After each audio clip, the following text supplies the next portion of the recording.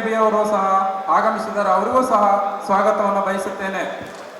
ಈ ಒಂದು ಕಾರ್ಯಕ್ರಮದಲ್ಲಿ ನಮ್ಮ ಜನಪ್ರಿಯ ಸಂಸದರಾದ ಗೋವಿಂದ ಕಾರಜೋಳ ಈ ಒಂದು ಕಾರ್ಯಕ್ರಮದಲ್ಲಿ ನಮ್ಮ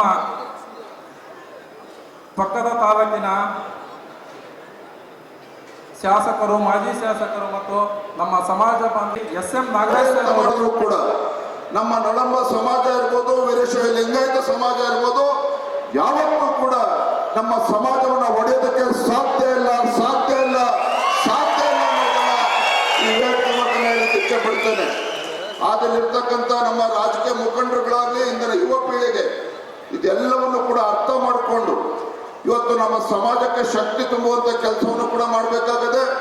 ನಮ್ಮ ಸಮಾಜವನ್ನ ಸರಿದಾರಿಯಲ್ಲಿ ತಗೊಂಡು ಹೋಗ್ತಕ್ಕಂಥ ಕೆಲಸವೂ ಕೂಡ ಇವತ್ತು ಮಾಡಬೇಕಾಗಿದೆ ಅನ್ನೋ ಮಾತನ್ನ ಸಂದರ್ಭದಲ್ಲಿ ಹೇಳ್ತಾ, ನಂಗೆ ಇನ್ನೂ ಕೂಡ ನೆನಪಿದೆ 2008ರಲ್ಲಿ ಸನ್ಮಾನ್ಯ BS ಯಡಿಯೂರಪ್ಪನವರು ಈ ರಾಜ್ಯದ ಮುಖ್ಯಮಂತ್ರಿಗಳಿದ್ದಾಗ, ಇವತ್ತು ಕೂಡ ಯಡಿಯೂರಪ್ಪನವರು ಯಾಕೆ ಸ್ಮರಣೆ ಮಾಡ್ಕೊಳ್ತಾರೆ ಅಂತ ಹೇಳಿದ್ರೆ, ತಂದೆಯವರು ರಾಜ್ಯದ ಮುಖ್ಯಮಂತ್ರಿಗಳಾಗಿದ್ದಾಗ ಕೇವಲ ವೀರಶೈವ ಲಿಂಗಾಯತ ಮಠಮಾನ್ಯಗಳಿಗಷ್ಟೇ ಅಲ್ಲ, ರಾಜ್ಯದಲ್ಲಿರ್ತಕ್ಕಂಥ ಎಲ್ಲ ಸಮಾಜಕ್ಕೂ ಕೂಡ ನ್ಯಾಯ ಕೊಡುವಂತ ಕೆಲಸ ಸನ್ಮಾನ್ಯ BS ಯಡಿಯೂರಪ್ಪ ನಿಮ್ಮ ನಾಯಕರು ರಾಜ್ಯದ ಮುಖ್ಯಮಂತ್ರಿಗಳಾಗಿದ್ದಾಗ ಮಾಡಿರುವಂಥದ್ದು. 2008ರಲ್ಲಿ ಇನ್ನೂ ಕೂಡ ನೆನಪಿದೆ. ನಮ್ಮ ಹೊನ್ನಾಳಿಯ ರೇಣುಕಾಚಾರ್ಯ ಅವರು ಇಲ್ಲೇ ವೇದಿಕೆ ಮೇಲೆ ಇದ್ದಾರೆ. ಅವರ ಪ್ರಯತ್ನದಿಂದ ನಮ್ಮ ನಡಂಬ ಸಮಾಜಕ್ಕೆ ಬೆಂಗಳೂರು ಮಹಾನಗರದಲ್ಲಿ ಉಳ್ಳಾಳದಲ್ಲಿ ಸುಮಾರು ಅವತ್ತೇ 2008ರಲ್ಲಿ ಸುಮಾರು 30-40 ಕೋಟಿ ಬೆಲೆ ಬಾಳ್ತಕ್ಕಂಥ ಒಂದು ನಿವೇಶನವನ್ನ ನಮ್ಮ ಸಮಾಜಕ್ಕೆ ಕೊಡಿಸುವಂತ ಕೆಲಸ ರೇಣುಕಾಚಾರ್ಯ ಅವರು ಮತ್ತು ನಮ್ಮ ಸಮಾಜದ ಮುಖಂಡರ ನೇತೃತ್ವದಲ್ಲಿ ಆಗಿರುವಂಥದ್ದು.